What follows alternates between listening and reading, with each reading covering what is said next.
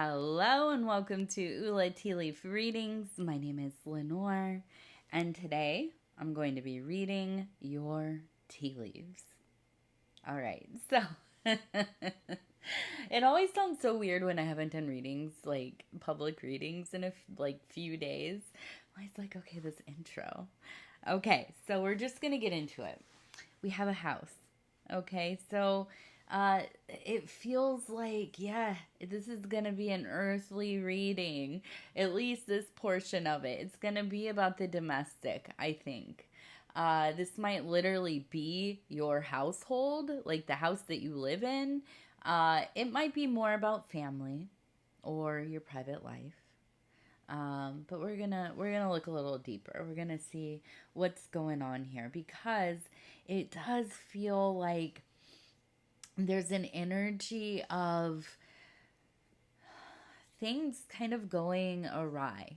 Okay, I'm just gonna be honest. It feels like there's a lot of anxious, uh, stress, a little bit of low key freaking out, maybe some kind of crisis perceived to be brewing. I don't think it's actually happening though.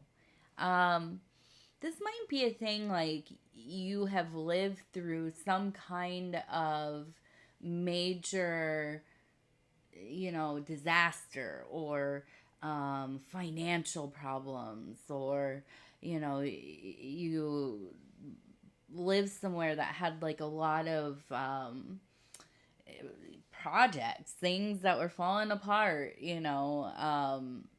whatever it is. Okay, so you seem to have a real like anxiety about, and it's a particular thing.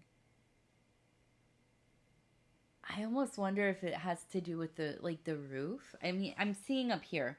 It looks like I was immediately like, is it like hail damage? And I'm not laughing, but it's like, as somebody who maybe is responsible for a property, the financial aspects of, you know that yeah, yeah, you worry about storms. You worry about natural occurrences. You worry about, um, you know, things that maybe aren't natural, um, in the sense that they're weather related, right? But elemental and can easily affect your home, right? And so I think that something must have happened in the past, or there's some kind of anchor within your consciousness around, if it's like something like, I don't like to put this energy out there, but if it's something like flooding or fires, or this kind of thing. And it doesn't seem to me, now don't listen to me, like don't be like, oh yeah, Lenore said everything's straight, I'm just going to ignore, right? I'm just gonna keep on how I've been keeping on and hope for the best. I'm not saying that at all. Make sure you're on your game, keep your foundation strong. But I feel like this is something that is more like you're having a moment of reaction to maybe something that isn't as dire as you feel like it might be. And it's kind of touching on one of those sore places, right? Where it's like you're maybe spiraling, maybe catastrophizing, worried about what could be, what might happen, this, that. And hopefully, not sinking into that too deeply. Um, when we fear something enough that we become proactive to work on, trying to at least have some resistance, right, to whatever it is that we fear. And I'll tell you my big one. I'm always worried about flooding, basement flooding. Even though I live on a hill and I live near lakes and all of this, and we should be straight from flooding. You just never know. Um, and there's erosion, and when there's flash floods, water gets into the foundation, all this kind of stuff, right? And you can really, really like go deeply into those kinds of anxieties. But I don't know much about the world. Maybe I know a little bit, but what I know about anxiety, because babe, I am an anxious, I have the energy of a feral raccoon who cannot sit still. Like, you know what I mean? Like, I'm an anxious person. Um, when I don't get going on something, like at least making a plan, having an idea of like, well, what would I do? If this were to happen, what would I do? How would we deal with this? Or if not, right? Getting out there like this. I've been raising the dirt around the foundation of the house, right? Regrading stuff and working on natural forms of irrigation. I'm putting in a kind of like a dry creek is what they're called. Um, Shout out to permaculture hashtag on YouTube, dude. You have been a lifesaver to all the permaculture content creators. Um, but yeah, you got to get going on something. If it's a perceived safety and control over a situation or not, right? We have to do something so we don't get stuck in the cycle of worrying, right? And every little time a little bit of rain comes down, or this or that, we don't want to be like losing it, right? Losing our footing, getting completely pulled off path, right? We're working, we're taking care of our homes, we're raising families, we're being part of communities, we're creating, we all have a lot of stuff going on. And when these things arise, and to become almost like stuck in a thought loop or paralyzed in our fight or flight or fawning or freezing or whatever, right? We don't want to give a lot of time to that. At least I don't. I mean, I'm over it. I'm over giving too much time to that. So you get on it. And I feel like this is it. This is it. You are turning a corner. And I need to get a little drink here. I don't know if it's smoky where you live, but it is smoky here in the northern Midwest. And my throat is burning. It's just burning. I was out biking with my husband and daughter all weekend. They decided we're gonna become bicycle people. I like cycling. I usually do it on a recumbent bike in my house, but we've been out, and man, I can feel it. I feel it. I feel it from the bike, but I also feel it from my being in the smoke. Excuse me. So, you're turning a corner here. I feel like this is a big deal. It is maybe something that like we don't go tell everybody about. Like, guess what? I didn't absolutely lose, 8 hours of my life to having just panic about what might happen. I didn't do that today. So, gold star for me.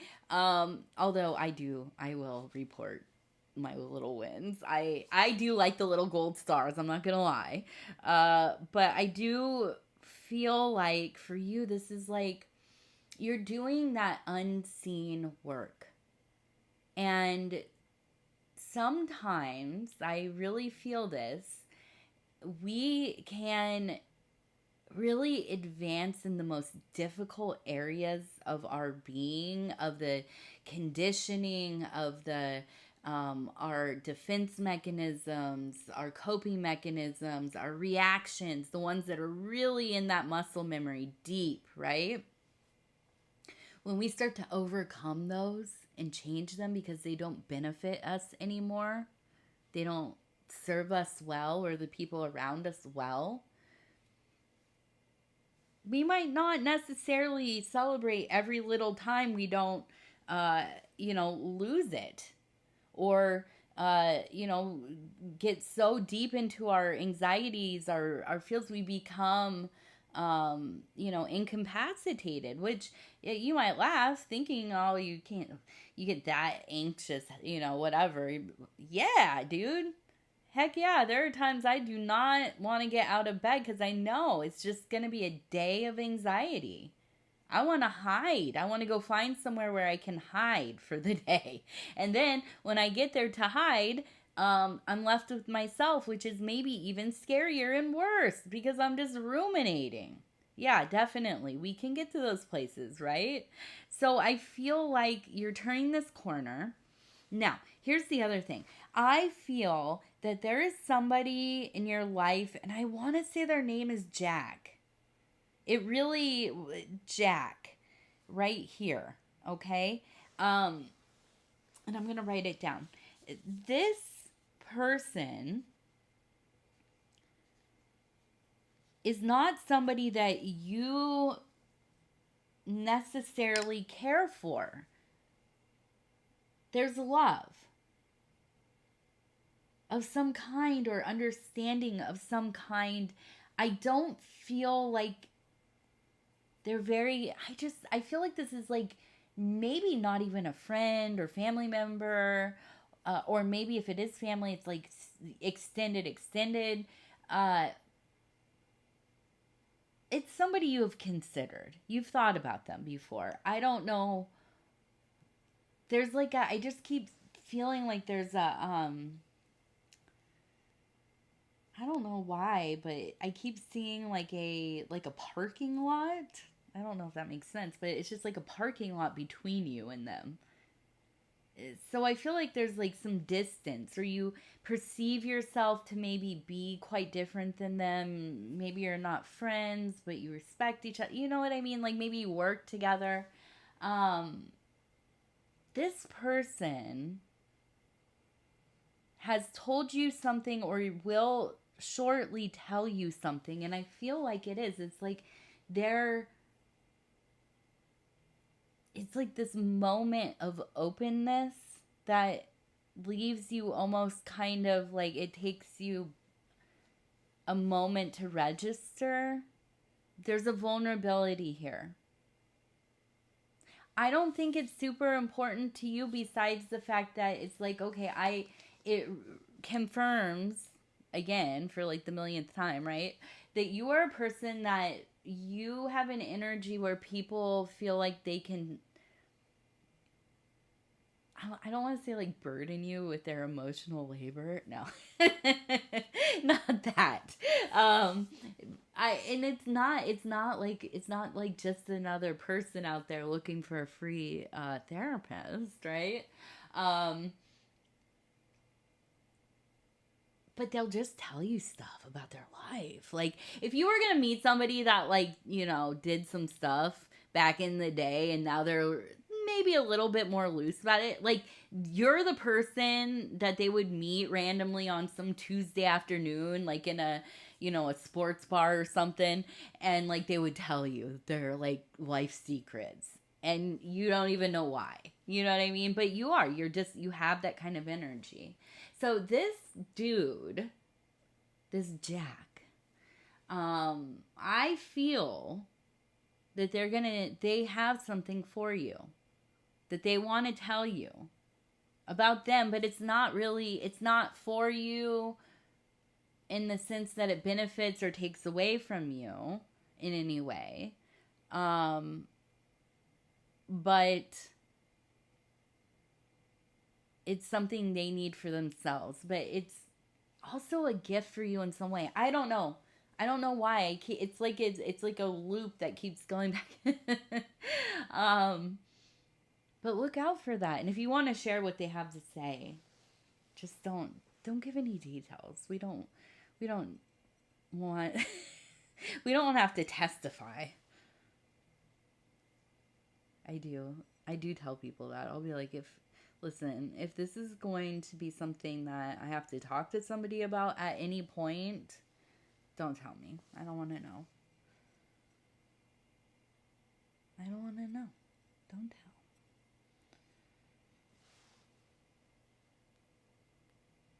Okay.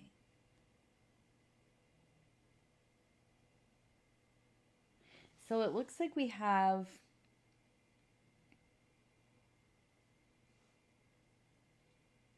it looks like it's OVER, over. This is different. This is a different situation. Jack, you're on your own up there. This is over. And also it looks like it's like a J and a heart, like this, like the Jack of Hearts. Maybe it is, dude. But we have the heart, we have the J, and then we have, you see, or even this one looks like a heart. But uh, we have the Jack and we have the hearts. We have the Jack of Hearts, who, by the way, does not stick around. That's an in and out kind of guy. That's a guy that like, or an energy, I should say, that comes and changes everything but dips, right?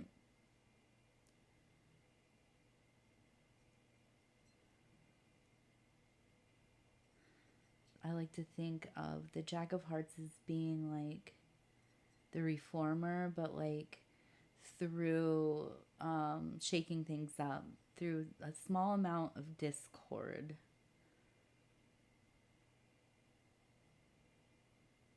It's just, look at this one almost says OVER as well. So over, over, over, over. You're over it.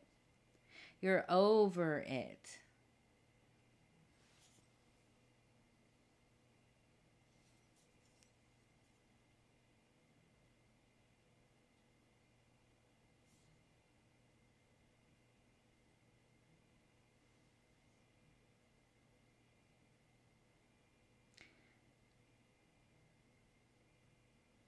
And then we have a person here. We have heart, heart. And this one looks like a goose, like eating. We have a person with a fan up here. It looks kind of fancy.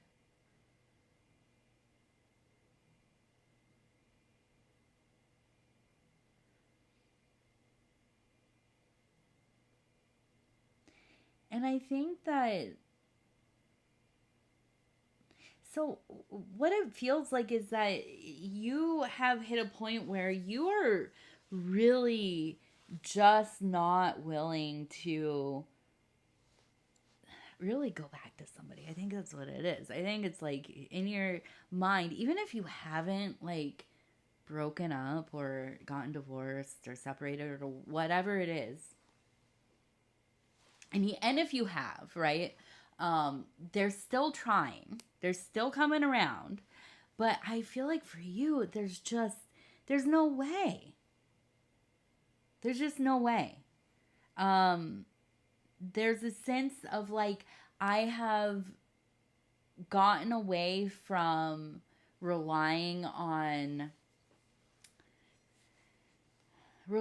somebody else to like fulfill you or give you a reason to like enjoy your life. I think that sometimes we, especially if you're a romantic like myself, which I am hopelessly, I love to be in love. I do.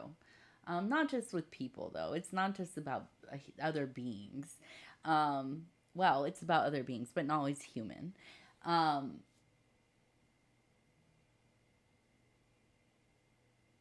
we like, I think a lot of us, I mean, we've been conditioned towards romance, right? And coupling, and you know what I mean? And so there's just there's just so such a you go through that like maiden era of your life and into the middle mother era of your life, right? And then, of course, the third is the cronehood or being an elder. But somewhere in that motherhood era, the wife era, or the era of being a counterpart, uh, I think you start to awaken to the fact, and I believe that most people do, to the fact that you don't need like external things. Um, and we could argue, yeah, if you know, maybe your children are very fulfilling to you. Um, I don't view that as external. Now, are they autonomous? Of course. Of course.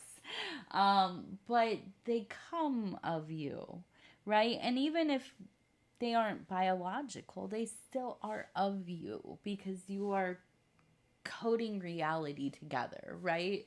And so that's not what I mean so much as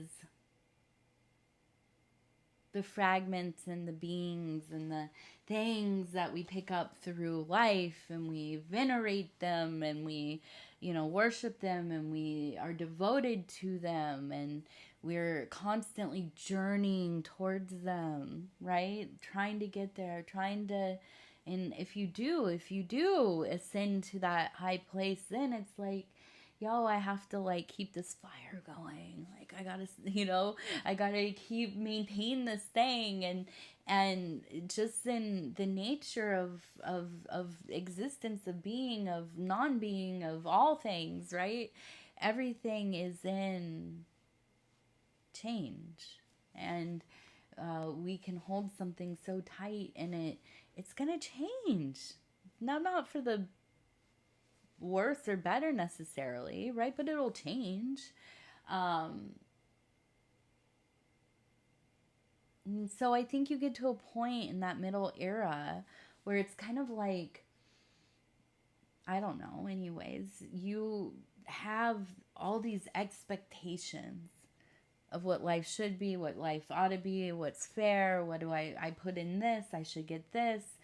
You know, we started like this and it should always be, we should be getting stronger and closer, and you know, whatever it is, and we spend a lifetime with that, or at least part of a lifetime with that. And I think, anyways, I imagine, and I think this, I can only speak from my limited experience and, you know, the many people that I commune with or have, and it's all anecdotal, of course, but I believe that you start to get to an era where it's like, I have to start finding a way once again, like our parents used to say to us, keep yourself entertained, you know, sit back there and be quiet and find something to do.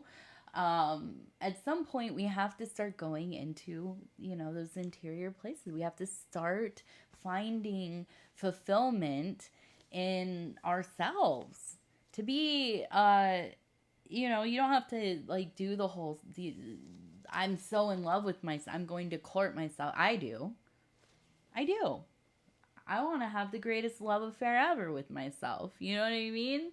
um but man, that chick is crazy, I'll say that.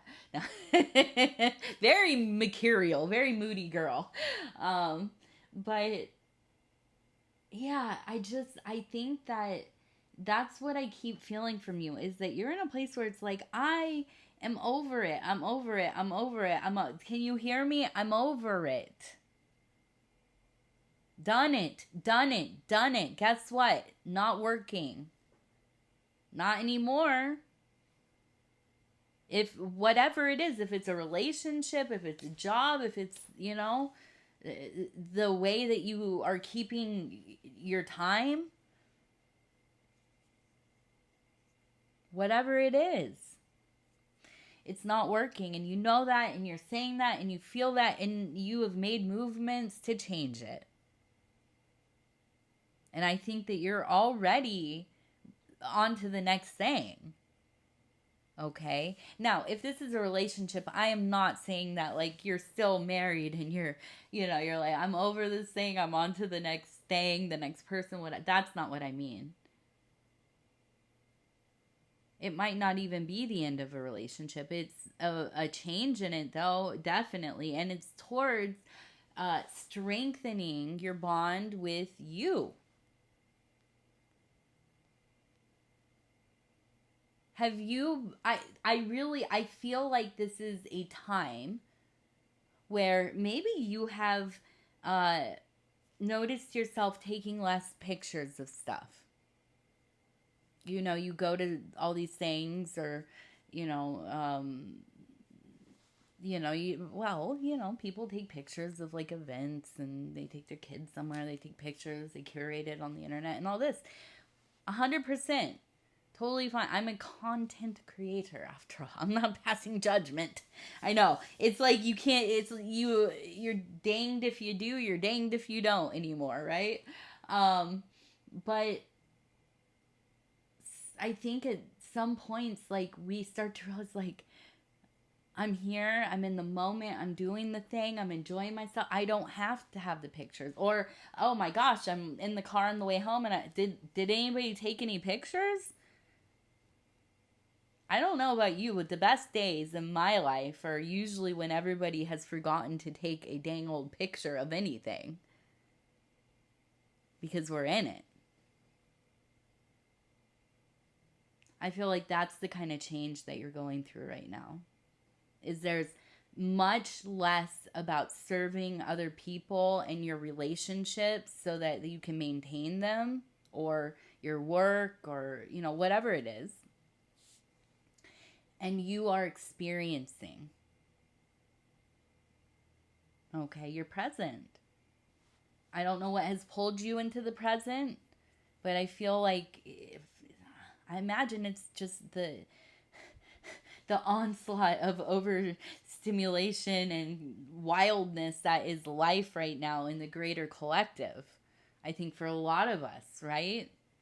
It's hard to be out there in that zone. I haven't even been doing social media really. Um, it's so much, right? So,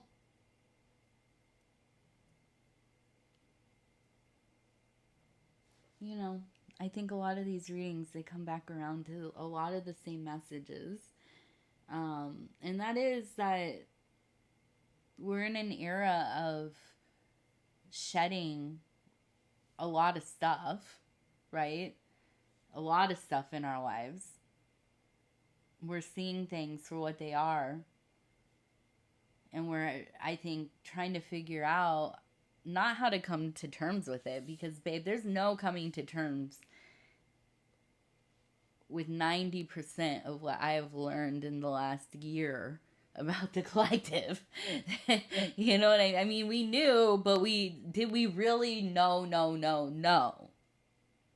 And you could think about many number of topics. I mean, that's applicable to so many things right now. And there's no coming to terms with any, in my opinion, in my humble little opinion.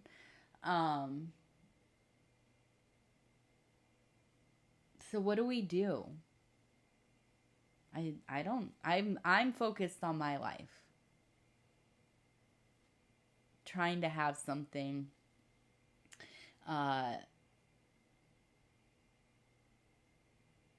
something beautiful once in a while. Something difficult but worth the hard work. You know, moments of once in a while of ease and peace, and, you know, a giggling child.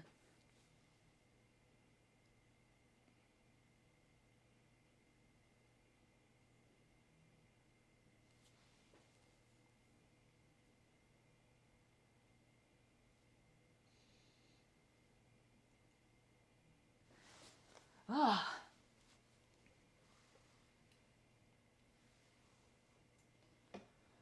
yeah. I don't know. It's so hard to keep up appearances at the end of the freaking world, you guys. You know what I'm saying? And I hope that you're throwing off your masks as well. I am I'm as feral as I've ever been, and it sucks that it has to be up against the peril, right? But it's like, man, if it's ever been the right time, it's now.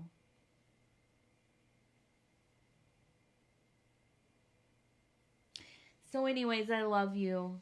Beware of the Jack of Hearts. He's beautiful, right? But man, that guy, he comes, he goes, he stirs up the drama, okay? Also, there's that Bob Dylan song, which is one of my favorites. Rosemary, Lily, and the Jack of Hearts.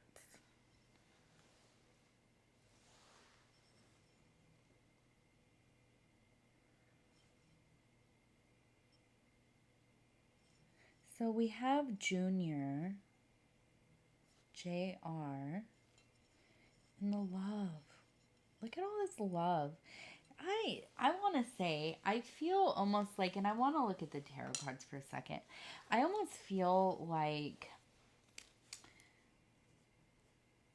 there's an old love being rekindled here, and I feel like it's almost somebody like you grew up with. Um,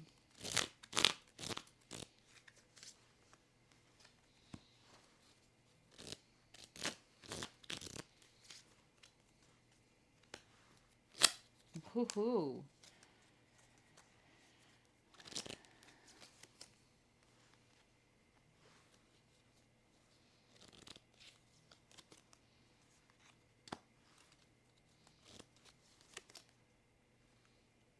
Yeah. Okay. So, we do have some kind of deep emotional tie to somebody. Here's the deal though, I don't necessarily think that this is romantic.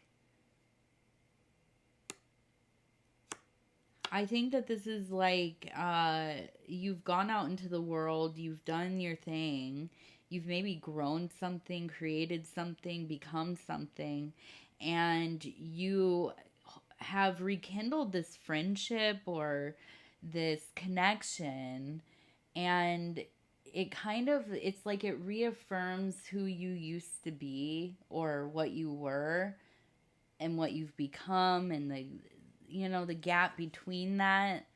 um and I feel like it's almost like it's the thing that is going to in your mind, it's like, this is going to bring me peace. You know what I mean? To like really have this connection to the like who I was as a child.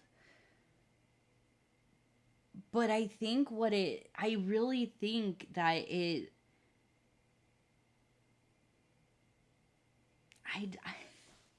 I don't, I hate to say this, but I feel like it like erodes some part of the thing that because here's the deal, it's like you it's like if you think of it as being this linear growing, like there's a foundation, I was a child here, and then I did all this work, I built up my life, and I'm up here, and I am the accumulation of all this stuff, right? um and it's all stacked upon each other. uh it it erodes the foundation. But here's the deal, is that I don't think that you have like deep ties to who you were. Like you have gone through um you've gone through like a ceremonial death, kind of. uh Something's happened where your life is fragmented. If that's literally you had an NDE, or if you just you've gone through some stuff that has like been so life changing, that you became like a different person, basically. If that's like through persona or, like really just the wear of life, right? Um, and that Queen of Cups, as much I love her, I love her, I love her, but I feel like it's like you're tied to this friendship, and it is limiting. It's limiting, but it feels easy, like it's an easy connection, but it's limiting because this person hasn't done the work. And I hate that to be, but this person has not done the work. And you project onto them the work that you have done, you look for it in them, and it's distractive. Now, it feels good, and I'm not saying you can't be friends with somebody, but I think that there is the instinct to be very close, right back where we were last time we were together. You know what I mean? And it's just not the same. It's just not the same. Um, I feel like the work, the work and the goals, right? The work and the goals. A wanting for peace, uh, comfort, safety. It does not lend itself well to the work. Okay, because they can. You get into these places where it's like, yeah, things are good, things are cool. I'm gonna like chill for a minute. I'm gonna, and that's fine. We all need rest and connection, but when we rely on ill-formed, or maybe they're not ill-formed, but they're formed in a time that was completely different for you, right? They don't necessarily translate to the now. When we rest in those places, I don't, I don't know. I happen to think that more often than not, it is not worth the effort or time because it is distractive. Now, we could, split hairs and depending on what you are doing for work or the work, um, revisiting those places might be worthwhile, but not getting stuck in them, right? Not reliving them. So I do feel, yeah, there.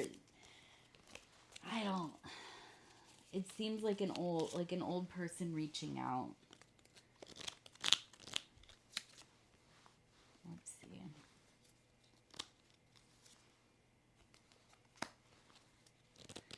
Not like a, yeah. This is like love bombing. Things so close, talking about everything, feels like home. They talk like home. They sound, and all this stuff. Like it's cozy. Um, feels good, feels good, feels good, and then you start to see, like you start to remember why why haven't I talked to you in so long? You know what I mean? Like, why haven't I seen you in so long? Um, so there's that. All right. I hate to end on a note like that, but I do love you guys very much, and um, I share what I feel and see and hear and vibe and all of that, and I don't know. I love you. Bye.